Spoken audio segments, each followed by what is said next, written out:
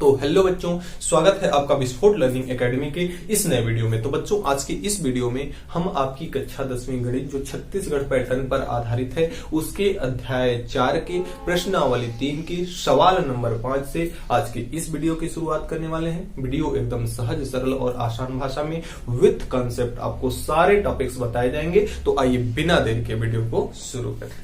तो अध्याय 4 प्रश्नावली 3 का आपका जो 5वां सवाल है वह कहता है कि किसी श्रेणी का प्रथम पद, और प्रथम पद को हम किससे प्रकाशित करते हैं। सबसे पहले यहां हम लिखेंगे कि दिया है, जो दिया है उसको लिख लेंगे। और क्या क्या दिया है, श्रेणी का प्रथम पद को ए से प्रदर्शित करते हैं, कितना है 17 है। प्रथम पद कितना है 17 है। और अंतिम पद को हम किससे प्रदर्शित करते हैं, an से प्रदर्शित करते हैं, जो कि कितना है 350 है। ठीक है, आगे कहता है सवाल कि यदि सर्वांतर 9 है तो इसमें कितने पद हैं और पदों का योगफल ज्ञात कीजिए। दिया क्या है कि सर्वांतर d का मान कितना दिया है 9 दिया हुआ है, तो इसमें आपको n की वैल्यू ज्ञात करनी है और Sn की वैल्यू ज्ञात करनी है, यानी पदों का योगफल और पदों की संख्या आपको बतानी है। देखिए सब कुछ सीक्वेंस में चलता है। सबसे पहले n का मान ज्ञात करने के लिए an दिया हुआ है, तो an का सूत्र हम लगाएंगे।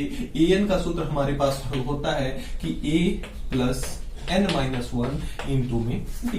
a का मान पता है, d का मान पता है, an का मान पता है, तो n का मान आसानी से पता हो जाएगा। आइए देखते हैं an का मान, an की जगह पे 350 है। an किसके बराबर है 350, तो an को हम किसके बराबर कर देंगे 350 के बराबर। a किसके बराबर है 17 को, तो इस a को हम किसके बराबर कर दें 17 के, प्लस n का मान तो पता नहीं है, जो पता नहीं है उसको ऐसे ही रहने देते हैं। d का मान, d किसके बराबर है 9 के, तो d को हम किसके बराबर कर देते हैं 9 के।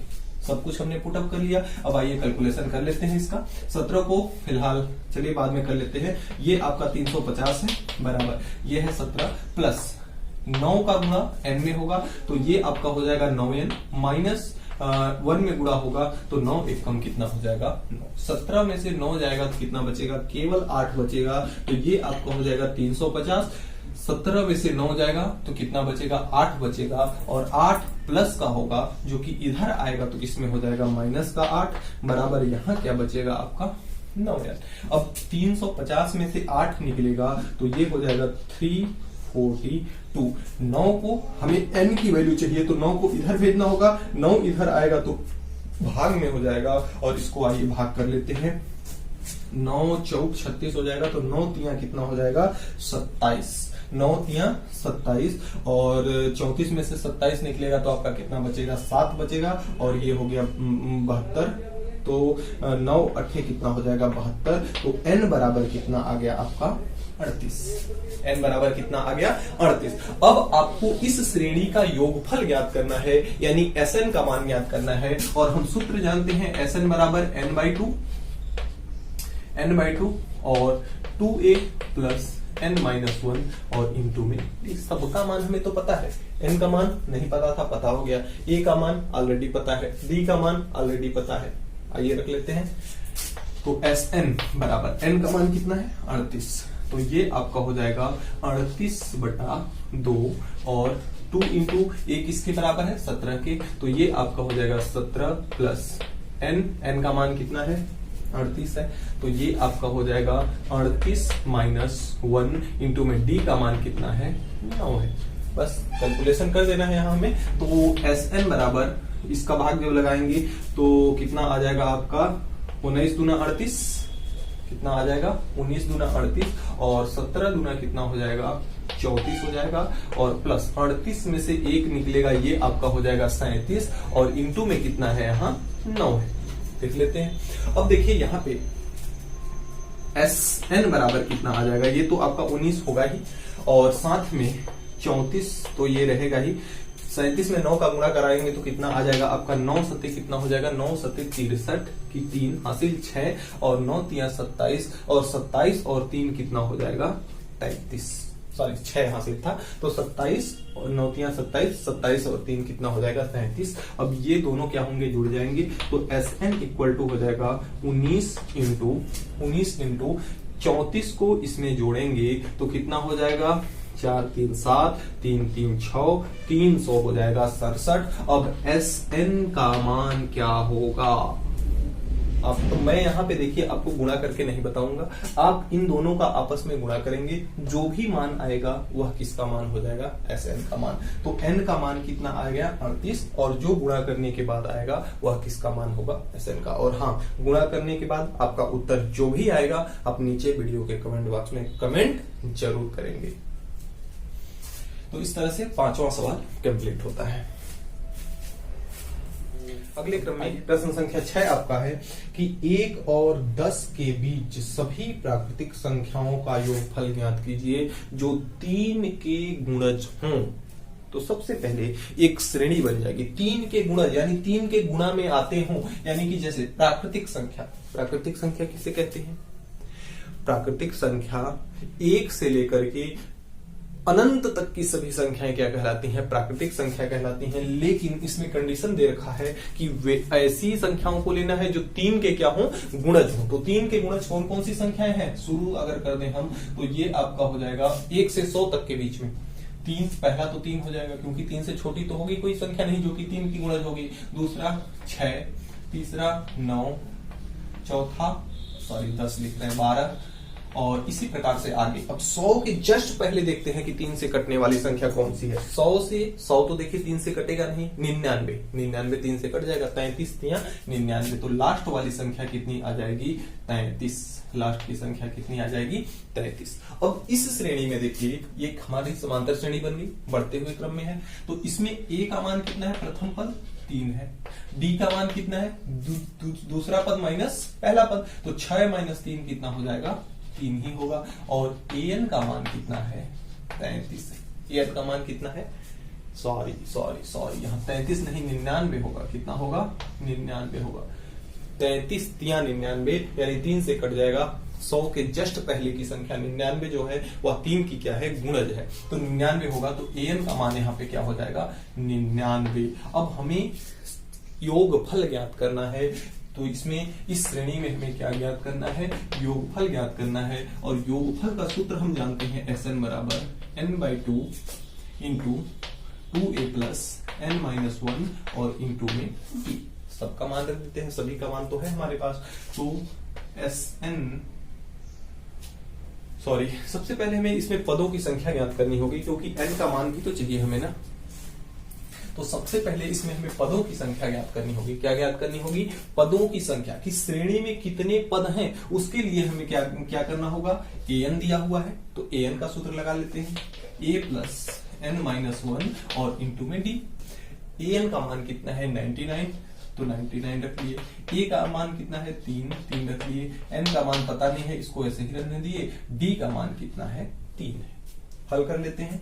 तो ये आपका रहा 99 बराबर 3 प्लस 3 में n का गुणा होगा तो 3n माइनस 3 का गुणा होगा तो 3 माइनस 3 प्लस 3 कट जाएगा। तो यहाँ से 99 बराबर 3n आया। 3 को हम इधर भेजेंगे तो n का मान हमें प्राप्त होगा 99 और 3 इसके साथ गुणा में है। इस साइड में आएगा तो किस में हो जाएगा? भाग में। तो 3 × 3 33 या 99। तो यानी n की वैल्यू कितनी आ गई? 33। n की वैल्यू कितनी आ गई? 33। यानी इस श्रेणी में कुल कितने पद हैं? 33। अब इन 33 पदों का योगफल हम कहां से ज्ञात करेंगे? Sn से ज्ञात करेंगे। कहां से ज्ञात करेंगे? Sn से, जिसका सूत्र होता है n/2 into 2a plus n-1 और इंटू में d। आइए लिख लेते हैं। Sn का मान n का मान कितना है? 33 है। तो यहां भी हम लिख सकते हैं 33, यहां भी n है। तो ये आपका हो जाएगा 33/2 और इंटू में 2 इंटू a का मान है 3, तो a के जगह पे 3 प्लस 33 - 1 और इंटू में 3। हल कर लेते हैं। तो यहां से S33 कितना आ जाएगा? 33/2, ये तो कटेगा नहीं। 33/2 अभी फिलहाल रखने देते हैं। 3 दूना कितना हो जाएगा? 6 प्लस 33 में से 1 निकलेगा, कितना हो जाएगा? 32 इंटू 3।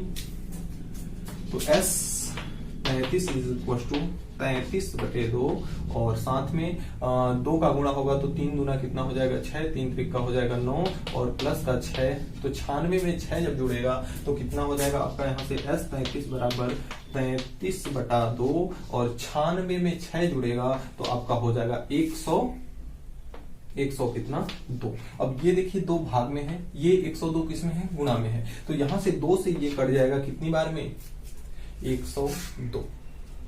51 दूना कितना होगा 102, तो यहां से आपका आ जाएगा 33 इंटू 51 कितना आ जाएगा 33 इंटू 51, तो 51 में हम 33 का गुणा कर लेंगे तो 3 एकम 3 3 पचे 15, 3 एकम 3 3 पचे 15, तो 3 5 3 8 6 1 1683। S 33 का मान कितना आ जाएगा S 33 बराबर आ जाएगा आपका 1683। यही आपका हो जाएगा आंसर, यानी इस श्रेणी के पदों का योगफल 33 पदों का योगफल कितना होगा 1683। तो बच्चों इस तरह से आपका 6वां सवाल कंप्लीट होता है। आइए देखते हैं आगे। तो अगले क्रम में आपका जो 7वां सवाल है कहता है कि 0 से 50 के बीच में सभी विषम संख्याओं का योग ज्ञात कीजिए। 0 से 50 के बीच में लगभग उसी प्रकार का सब सवाल है, लेकिन इसमें कह रहा है विषम संख्याएं। तो सम संख्याएं वे होती हैं जो 2 से पूरी विभाज्य हो जाए, और विषम संख्याएं वे होती हैं कि जो 2 से विभाज्य न हो, वह क्या कहलाती हैं विषम संख्याएं। तो 0 से लेकर के, तो 1 क्या है सम संख्या है कि विषम संख्या है, 1 क्या है विषम संख्या है, 1 क्या है विषम संख्या है। तो यहां से देखिए 0 से 50 के बीच की संख्याएं हमें लेना है, और कैसी संख्याएं विषम संख्याएं। तो पहली विषम संख्या हो जाएगी 1, दूसरी विषम संख्या 3, फिर 5, फिर 7, फिर 9, इसी प्रकार से आगे चलता जाएगा, और अंतिम में 50 के जस्ट पहले तो आपका क्या हो जाएगा 49 भी क्या है एक विषम संख्या है। अब देखिए सबसे पहले इसमें हमें इसका योगफल ज्ञात करने के लिए हमें पदों की संख्या ज्ञात करनी होगी, और पदों की संख्या के लिए इसमें देखिए इस श्रेणी में जो है पहले मान उसको लिख लेते हैं। प्रथम पद इसका कितना है 1, सर्वांतर डी का मान कितना है 3 में से 1 निकलेगा कितना बचेगा 2, और an यानी अंतिम पद कितना है 49 है। SN की वैल्यू हमसे पूछा है, ठीक है। अब देखिए an के द्वारा हम n का मान ज्ञात करेंगे पिछले सवाल की तरह। तो यहां से an का सूत्र लगाएंगे a प्लस n-1 और इंटू में d। तो an का मान कितना है 49 लिख लिए। a का मान कितना है 1 प्लस n का मान पता नहीं है, और d का मान कितना है 2। ये आपका हो जाएगा 49 बराबर 1 प्लस 2 में n का गुणा होगा तो 2n, माइनस 2 में 2 का गुणा होगा 2। अब 1 में से 2 निकलेगा माइनस का 2, और 2 इधर जब आएगा ये आपका हो गया 49 बराबर लिख लेते हैं एक स्टेप 2n -1 इधर आएगा तो प्लस का 1 हो जाएगा, और 1 इसके साथ 49 के साथ जोड़ के इसको 50 कर देगा, इधर बचेगा आपका 2n। अब 2 को अगर हम इस साइड में भेज दें, 2 को इस साइड में भेज दें तो 2 इसके साथ गुणा में है, इधर आएगा तो भाग में हो जाएगा।